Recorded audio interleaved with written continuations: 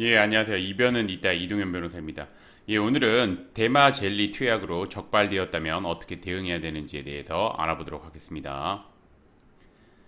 제가 이제 오늘의 주제를 선택하게 된 이유는 최근 대마 젤리 관련해 가지고 이제 문의를 하시는 분들이 많고 그다음에 이제 저한테 사건을 의뢰하시는 분들이 굉장히 많은데 그래서 뭐 이런저런 질문을 많이 합니다. 특히나 근데 이제 투약하다가 적발되면 어떻게 대응해야 되나요? 이런 질문을 좀 많이 받게 되는데 그래서 그거에 대해서 간략하게나마 답변을 드리고자 이제 오늘의 주제를 선택해 보았습니다.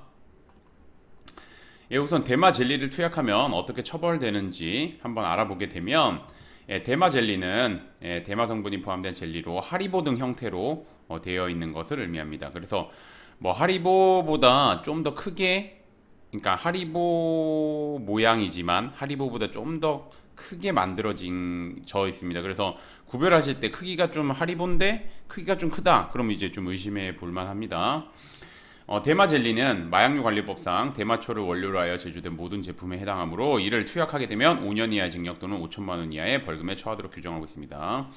제가 누누이 말씀드리지만 그 마약류 관리에 관한 법률, 즉 마약으로 마약 범죄에 휘말리게 되는 경우에는 일반 형사 범죄보다 굉장히 높게 규정돼 처벌 규정이 굉장히 높게 규정되어 있으니까 좀 적극적으로 대응할 필요가 있다고 제가 누누이 말씀드립니다. 특히 대마 젤리는 일반적인 대마보다 중독성이 좀 더 강합니다. 그렇기 때문에 법원에서는 더욱 엄중하게 처벌하고 있습니다. 요거 좀 정확하게 하셨으면 좋겠습니다. 예, 그러면 이제 오늘의 주제인 대마 젤리를 투약으로 적발되었다면 대마 젤리 투약으로 적발되었다면 어떻게 대응해야 되는지 한번 보게 되면 억울하게 대마 젤리 혐의 투약, 그러니까 대마 젤리 투약 혐의를 받고 있다면 피의자는 무작정 혐의를 부인하기보다는 특히나 이제 무작정 혐의를 부인하는 경우가 많습니다. 이런 경우 수사기관 안 믿어줍니다. 그렇기 때문에 주변 사람들의 진술, 당시 이제 뭐 술자리나 이런 데 같이 있었던 사람들의 진술, 그 다음에 소변 및 모발 검사 결과, 당연히 음성이 나왔겠죠. 음성이 나오는 경우도 있고 양성이 나오는 경우도 있습니다. 이거 보면은 제가 왜 그런지 설명드리겠습니다. 바탕으로 대마 젤리를 투약한 사실이 전혀 없다거나 음성이 나왔으면 대마 젤리 투약한 사실이 없다고 얘기하면서 주변 사람들도 대마 젤리를 투약하는 것을 본 사실이 없다 이렇게 해주면 되고 대마 젤리라는 사실을 모르고 먹게 되었다. 이런 경우에는 당연히 소변 및 모발 검사에 양성이 나올 수 있죠. 그럼 양성은 나왔지만 주변 사람들의 진술에 의해서 아마 이 사람이 모르고 먹었을 거다.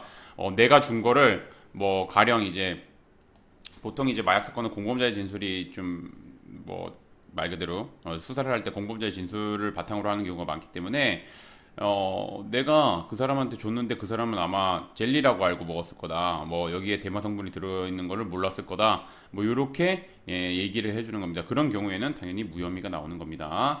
그리고 이제 보시면 실제 대마 젤리를 투약하였다면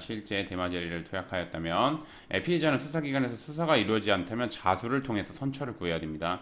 특히 마약 사건 같은 경우는 자수를 하면은 굉장히 큰 선처를 줍니다. 그렇기 때문에 만약에 수사가 이루어지지 않고 내가 양심의 가책을 느끼고 내가 그런 범죄를 저질렀는데 내가 양심의 가책을 느끼고 이거 이러면 안 되겠다라는 생각이 들면 빠르게 자수해야 됩니다. 자수할 때도 혼자 자수하는 것보다는 이제 변호사님 도움 받아서 자수하는 게 좀 더 좋습니다. 그리고 만약에 수사가 이루어지고 있다면 이미 그러면은 이제 혐의를 인정하고 수사기관에 출석해가지고 혐의 인정하고 수사에 적극적으로 임하면서 꾸준하게 반성문 작성하고 그 다음에 주변 지인들의 탄원서 받아주고 그 다음에 정신과 진료 내역서 당연히 꾸준하게 가야 되겠죠. 마약 중독 치료 내역서 당연히 꾸준하게 가야 되겠죠. 뭐 단약 서약서 뭐 등등등 이런 양형 자료를 바탕으로 해가지고 이 사건에 대해서 진심으로 반성하고 있고 재범 위험성이 없다는 거 이런 거 어필을 해야지 이제 말 그대로 기소유예 처분을 받거나 아니면 가벼운 벌금형을 받는 선으로 사건을 마무리할 수 있습니다. 특히나 제가 누누이 강조드리지만 마약 사건 같은 경우는 혐의를 인정하더라도 의뢰인분들 중에서 뭐 아니면 문의를 하시는 분들 중에서 이런 분들이 많습니다. 그 어차피 혐의 인정하면은 뭐 그냥 변호사님 있나 없나 똑같은 거 아닌가요? 라고 질문하는데 제가 항상 말씀드립니다. 마약 사건은 혐의를 인정하더라도 결과 확연하게 달라집니다. 왜 달라지냐면 이런 거를 이제 변호사들 특히나 이제 마약 사건 많이 다룬 본 변호사님 말씀드리는 겁니다. 그러면 이제 이거를 어떻게 작성하고 어떻게 유리하게 뭐 하라는 거를 다 디테일하게 설명을 드립니다. 그렇기 때문에 좋은 결과가 나오는 겁니다.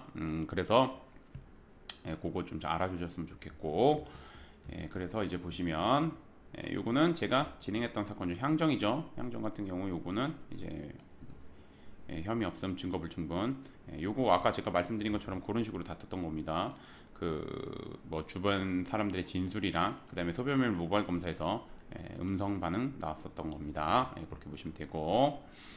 그 다음에 이거는 교육기소 조건부 기소유예. 요거 같은 경우는 이제 말 그대로 혐의 인정하고 꾸준하게 반성문 작성하고 정신과 진료 내역도 받고 뭐 이랬던 부분입니다.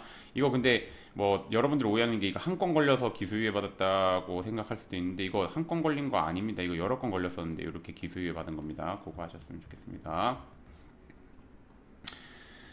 그래서 뭐 오늘의 주제를 좀 마무리하면 최근 인터넷 통해서 마약 이제 쉽게 구할 수 있게 됐습니다. 그래서 호기심에 마약 구하는 경우 정말 급증하고 있습니다. 그래서 저도 이제 사건 의뢰하는 분들이 불과 몇 년 전에는 좀 나이가 있으셨는데 요즘 같은 경우 나이가 현격하게 떨어집니다. 뭐 20대 초반도 꽤 많습니다. 20대 초반도 많고 그러기 때문에 이런 마약 범죄 금지가 하고 있어가지고 사회적으로 이슈가 되고 있고 법원 같은 경우는 특히나 법원 수사기관도 마찬가지지만 법원 같은 경우는 이를 이제 근절하기 위해서 엄중하게 처벌 내리고 있습니다. 따라서 좀 적극적으로 대응해야 됩니다. 그리고 이제 제가 누누이 말씀드리지만 마약 사건 같은 경우는 일반 형사범죄보다 처벌 수위가 굉장히 높게 규정되어 있기 때문에 변호사님 도움, 혐의를 인정하는 경우라도 변호사님 도움을 꼭 받으셔야 됩니다. 그리고 변호사님 도움 받을 때 제가 항상 말씀드리죠. 마약 사건 해가지고 여러 사건을 진행해 본 변호사님 그리고 이제 마약 사건으로 좋은 결과를 도출해낸 그런 변호사님의 도움을 받으시는 게 좋습니다. 오늘의 주제는 여기까지 마치겠고 저는 이변은 이따의 이동현 변호사였습니다. 감사합니다.